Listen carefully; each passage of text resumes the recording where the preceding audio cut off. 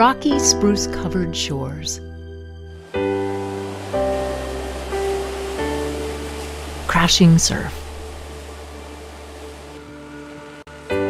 lighthouses and lobster boats,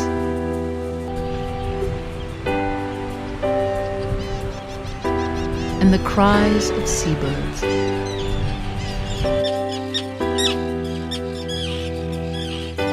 Welcome to Maine's coast.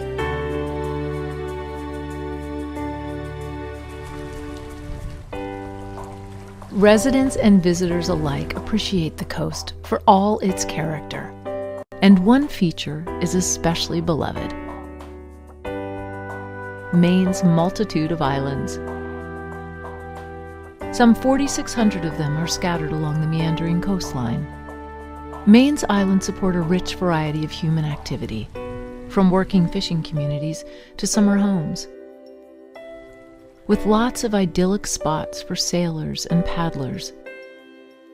The islands are an escape, beautiful places removed from the pressures and complexities of everyday life. But we humans are not alone in our attraction to the Maine Islands.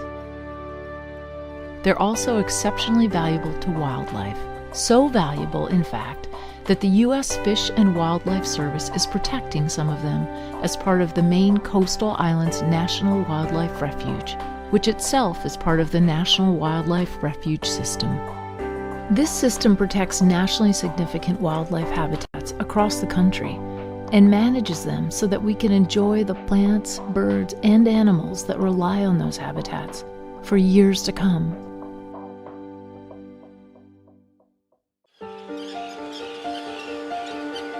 Maine's islands have supported an abundance of creatures since the glaciers melted and seawaters began to rise around the scattered hilltops.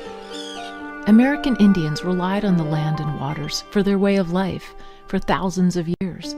Then the arrival of European settlers dramatically altered the coast. The islands were valuable to the new settlers too, and many were clear-cut, grazed by sheep, or farmed.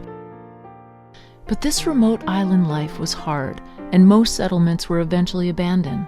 The creatures, however, depended on these wild places, and they remained.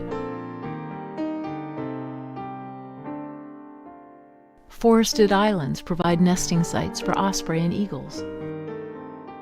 And rocky, grassy, and shrubby islands are critically important to nesting terns, gulls, cormorants, Atlantic puffins, razorbills, guillemots, and storm petrels. Common eiders also nest here. Several of these birds have northern ranges and are not found elsewhere in the lower 48. They can only be seen here in Maine. The islands are safe places for these birds. The waters around the islands provide plentiful fish for feeding. And these birds make their nests on the ground, so it's a great advantage that there are no foxes, skunks, raccoons, or rats here to prey on their eggs and chicks. Seabirds aren't the only ones who avail themselves of Maine's islands, though. Many other species do as well. Small numbers of shorebirds and songbirds nest here. But thousands more use the islands as a place to stop, rest, and refuel on their long journeys to and from the southern wintering grounds and their nesting areas in the Canadian boreal forest or Arctic tundra. Whales feed in the ocean waters that surround the islands too, and gray seals and harbor seals can be spotted along the shoreline, pupping in the late winter and just loafing at other times. The primary work of the Maine Coastal Islands National Wildlife Refuge, restoring seabirds to their place in the coastal ecosystem, is an inspiring example of how we can correct our past mistakes and heal our world. The need to protect these islands and to help the nesting seabirds is firmly anchored in history, in the story of the rampant exploitation of birds and wildlife all over the country in the 1800s. Back then, the tremendous concentration of nesting seabirds on the islands made easy pickings for hunters, fishermen collecting food and bait for long sea trips, and those who collected feathers for ladies' hats. Such predation took its toll. The The great auk, a flightless bird closely related to razorbills and puffins, was made extinct by 1852. And many other bird populations were so decimated that by 1900, seabird colonies in Maine had nearly disappeared. But slowly, Americans realized the extent of the damage being caused by the unregulated harvest of wildlife. Laws were passed to protect the birds and their habitat, and by 1940, tern and gull populations were recovering. In fact, the gulls almost fared a bit too well. These commonly seen seabirds are omnivorous. They will eat nearly anything, and they thrived on the garbage available at open landfills, waste from chicken and sardine processing plants, and discarded fishing bait. Increasing gull numbers took a toll on the tern population, as the gulls preyed on the terns and took over their nesting sites. At this point, large productive tern colonies only remained on the few Maine islands where lighthouses were still in use, all because of a bit of self-serving human assistance. Gulls being gulls, they preferred to perch up high on the roof of the keeper's house. But the lighthouse keeper's only access to fresh water was by way of rainwater runoff from the roof into a cistern. And of course, no one wanted that row of gulls perched above their water supply, so the keepers always chased the gulls away. But when the lighthouses were automated, the keepers left, and the gulls returned. Tern populations suffered as they had before, and by the 1980s, virtually no tern chicks were surviving. Beginning in the 1970s, as the lighthouses were automated, the U.S. Fish and Wildlife Service accepted several lighthouse islands with their remnant seabird nesting colonies from the Coast Guard. These included Petit Manan Island, Libby Island, Egg Rock, Matinicus Rock, and Two Bush Island. Seal Island, a former naval bombing range, was accepted as well. The service then began to purchase islands in some mainland areas with exceptional habitat values. The Maine Coastal Islands National Wildlife Refuge continues to protect habitat by purchasing additional islands today.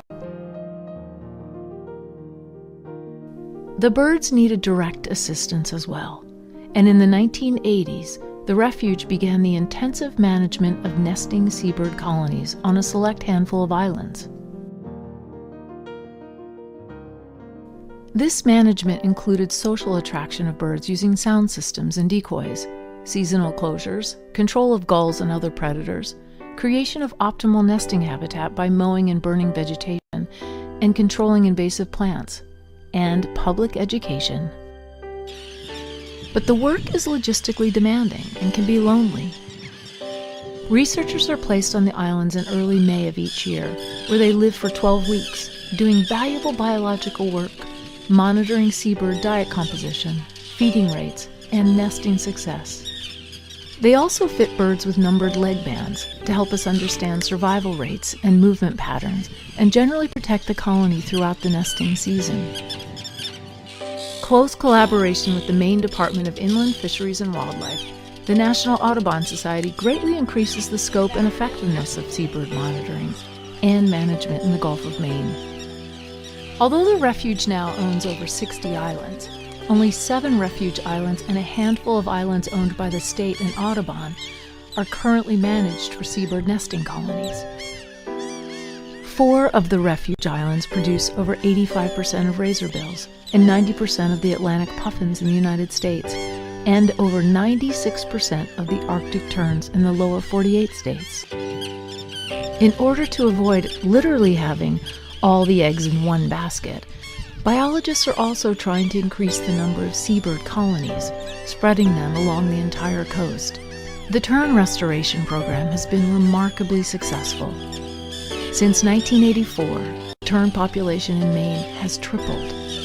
Thanks to the efforts of many, seabird colonies have been restored. And once more the summer skies are filled with raucous cries and aerial acrobatics. But success is never guaranteed. In recent years, Arctic and roseate tern populations in Maine have been declining. Between 2008 and 2013, the population of Arctic terns in the Gulf of Maine declined 41%. New stresses on the seabirds include the effects of climate change and the potential threat of offshore wind turbines. Much research and monitoring has been done over the last 35 years by the Refuge and its partners in an effort to understand what causes fluctuations in productivity and survival rates among the species. Refuge staff, student researchers, and academic partners use a variety of tools and strategies, including miniaturized tracking devices to discover how seabirds use the Gulf of Maine for foraging and migration, and how songbirds, shorebirds, and bats use the Gulf as well. It is our hope that this work will inform both conservation actions and development of the coast, particularly the placement of future offshore wind turbines to keep them clear of the most sensitive migration routes and feeding areas. A majority of the Refuge's islands are closed to the public during nesting season in an effort to prevent disturbance to the birds. But almost all are open for the rest of the year, and many are open to waterfowl hunting. In addition to the islands scattered along the coast from New Hampshire to Canada, and the Refuge headquarters and visitor center in Rockland, half the staff works out of another office in Millbridge, Maine. Nearby are the Refuge's 4 mainland units in Washington and Hancock counties, encompassing more than 4,000 acres of protected habitats. 3 of these have trails. The Petitmanam Peninsula has 2 hiking trails that wind along the beautiful rocky shores. The trail at the Gouldsboro Bay Division overlooks a salt marsh, and the Korea Heath Division has a universally accessible trail and observation platform that overlooks a coastal bog. We hope you have a chance to visit and enjoy these unique areas. And as you take in all the beauty of the Maine Islands, remember that although the ecosystems you encounter today may look and feel healthy, they still suffer from imbalances that require a human helping hand to correct. As we have seen, many bird populations unique to the Gulf of Maine, Arctic terns, Atlantic puffins, and others, would not flourish today were it not for the habitat protection and active management provided by the Maine Coastal Islands National Wildlife Refuge and its partners.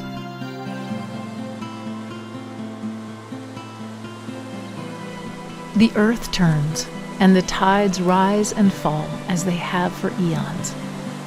Birds sense the coming of spring, and their flashing wings follow the season north.